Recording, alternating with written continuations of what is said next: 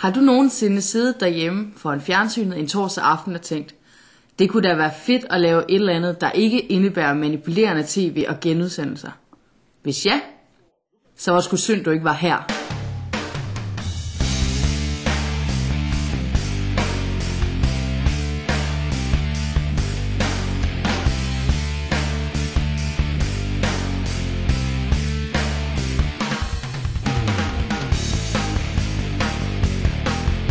Føler du dig hjernevasket?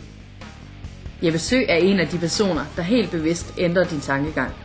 Lader du dig kontrollere? Gør du bare, hvad politikerne siger? Når du sætter dig foran fjernsynet, lader du dig kontrollere af medierne. Selv politikerne lader sig kontrollere af spindoktorer og meningsmålinger. Nu må nogen gå ind og gøre noget! Og ind kommer Lene Espersen og siger, jeg er da klar med et lovforslag! Og det har jo faktisk været i 3,5 måneder. Men på grund af VM i fodbold, så bliver det lige udsat en omgang. Fordi medierne og spindoktorer og alt muligt andet styrer jo politikerne. Har vi unge så overhovedet nogen mulighed for at ændre noget? Det mener Jeppe Søe. Jeg fatter simpelthen ikke, at unge ikke rejser sig. I har alle muligheder for det. Der er nogen, der har gjort det over i København. De begynder at kaste med brosten og alt muligt andet. Det er måske lige i overkanten. Jeg synes, at unge er enormt svære at råbe op. Og jeg kan godt forstå, at de er det, fordi der er blevet råbt til de unge de sidste 15 år. Så må I ikke ryge, så må I ikke købe bajer, så må I ikke noget som helst. De må ikke det ene og det andet. Der er ikke stort set noget, I må. Og til sidst så gider unge slet ikke lytte til noget. Så vil de noget selv. Gør noget, flyt noget, skab noget. Og pludselig har man kædet en ø sammen. Efter mange år i mediebranchen har han fået nok af det manipulerende cirkus. Nu bruger han sine kræfter på at provokere os til at tage stilling. Jeppe Søe leverede et tankevækkende show med spidse kommentarer om dovne unge.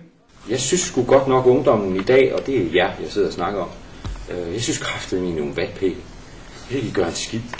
I sidder og glor på fjernsyn, og så sidder jeg og glor lidt på nettet og spiller WoW, og så går tiden med det, og på et eller andet tidspunkt, så er I vel gammel nok, og så kommer der vel et job eller et eller andet. Hvad fanden er det for noget, mand? Hvornår har I sidst malet banner og gået ud og demonstreret for et eller andet? Alt sjov og ballade foregik faktisk næsten i din baghave, lige her på Morsø Ungdomsskole. Men bare rolig. Torsdag den 23. oktober har du igen muligheden for at opleve et fedt show. Denne gang med Farshad Kholghi i hovedrollen. Er du en af dem, der bare bliver dummere og dummere? Hvis ikke, så vågn dig op og deltag!